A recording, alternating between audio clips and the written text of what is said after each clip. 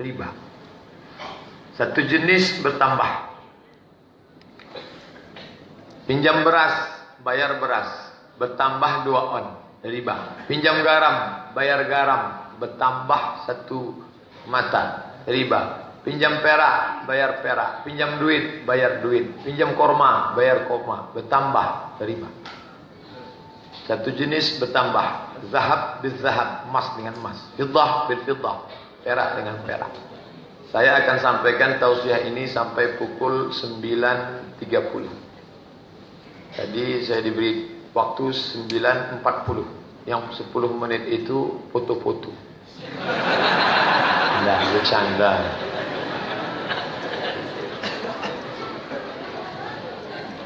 Jual beli uang dengan uang, makanan dengan makanan. Zaman Nabi duit cuma 2. Duit emas namanya dinar.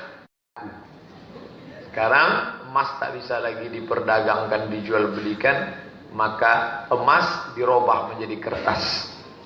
Lalu kemudian ada namanya riba fadl, tambahan yang disyaratkan kreditor kepada penerima kredit sebagai kompensasi waktu. Saya kasih kamu pinjaman, nanti setelah setahun kamu bayar, tapi kamu tambah. Nah, ini juga riba. Apakah bunga bank itu riba? Transaksi riba kontemporer. Konferensi kedua Lembaga Riset Islam di Kairo tahun 1965. Ustaz udah lahir? Belum. Kok Ustaz tahu? Saya kopi.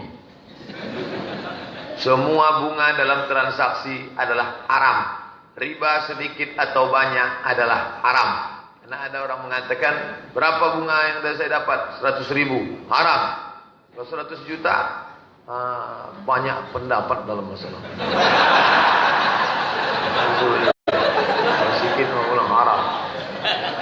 Ini haram apa halal Pak Ustaz? Haram. Nanti kita bagi sama Pak Ustaz. Nanti saya istikharah.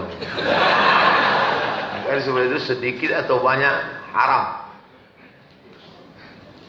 Majma' Munazzamah Al-Mu'tamar Islami, rekomendasi semua tambahan terhadap pinjaman telah tiba masa pembayarannya yang dibebankan kepada si peminjam disebabkan ketidakmampuan membayar, maka itu riba. Kau bayar nanti 1 juta, bayar 1 juta. Ya, tanggal 1 Oktober. Oke. Tak ada riba. Tapi begitu sampai tanggal 1, maaf aku tak bisa. Jadi bayarnya siapa? Bulan depan. 1 bulan bertambah 10%. Riba. Majma' Rabitatul Alam Islami konferensi ke-10 Ikatan Dunia Islam di Makkah Al-Mukarramah tahun 1406. Kaum muslimin wajib menjaga diri dari yang dilarang Allah, transaksi riba. Memberikan respon positif terhadap perkembangan lembaga keuangan Islam. Bagi kaum muslimin yang mampu melakukan transaksi islami, haram masuk ke dalam transaksi riba. Menyeru kepada seluruh lembaga ribawi agar segera mensucikan diri. Semua yang dihasilkan secara riba haram. Ini ngomong-ngomong yang ceramah ini pernah tak minjam duit? Minjam duit selalu. Kalau gitu SK Pak Ustaz. Ada orang berapi-api, jangan gadaikan SK Anda. Rupanya dia tak punya SK. Patutlah berapi-api. Nah, Ustaz ada tak SK PNS Ustaz? Saya PNS.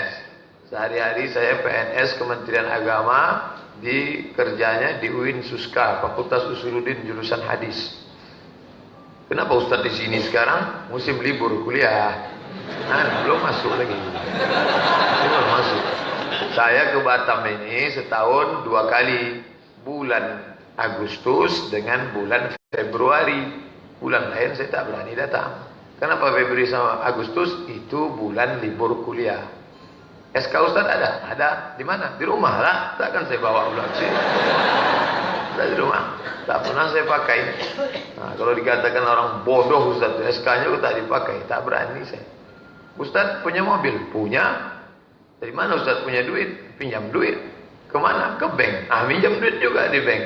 Bank mana? Amak Bank. Pinjam duit ke mak saya.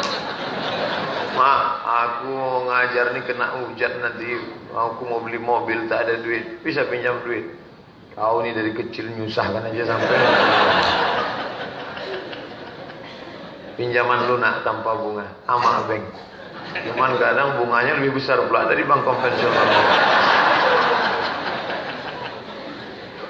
Konferensi kedua Lembaga Keuangan Kuwait 1983. Pokoknya cerita ini sudah lama, jadul semua nih. Semua bentuk bunga menurut istilah ekonom barat telah haram pada kaum muslimin agar menggunakan uangnya ke lembaga islami, memberikan motivasi terhadap keuangan Islam, memperkuat kerjasama menciptakan lembaga keuangan Islam, menetapkan wajibnya kesepakatan antara lembaga keuangan dan investor tentang nisbat keuntungan.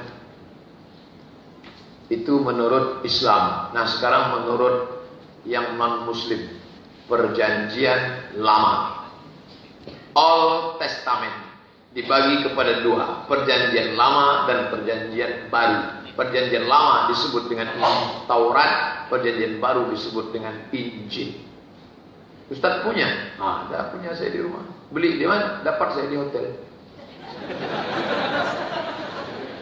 Pas nginap di hotel di Batam ini dulu saya diundang ada pengajian, nginap di hotel. Pas saya buka laci, ada. Saya sangka hadiah untuk saya. Saya bawa balik. Tak mungkin saya balikkan lagi. Kitab Keluaran pasal 22 ayat 25. Jika engkau meminjamkan uang kepada salah seorang dari umatku, orang yang miskin di antara mereka, maka janganlah engkau berlaku sebagai seorang penagih hutang terhadap dia. Janganlah engkau bebankan bunga uang kepadanya. Sudah bunyi pendeta kan?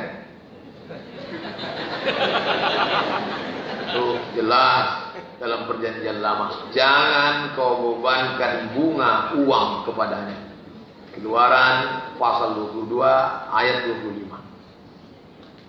Kitab Ulangan, masih perjanjian lama, pasal 23 ayat 19 sampai 20. Janganlah engkau membungakan kepada saudaramu baik uang maupun bahan makanan. Maksudnya beras atau gandum atau apa yang dapat dibungakan. Pasal 20. Dari orang asing boleh engkau membungut bunga. Ini yang tak enak. Kalau sesama saudaramu jangan, tapi kalau kepada orang asing kau ambillah bunga sebanyak-banyaknya. Tapi dari saudaramu jangan kau memungut bunga, supaya Tuhan Allah memberkati engkau dalam segala usahamu di negeri yang engkau masuki untuk mendudukinya. Ini perjanjian lama nih. Saya takutnya waktu di-upload nanti pas mereka dengar, ini boleh juga diundang nih.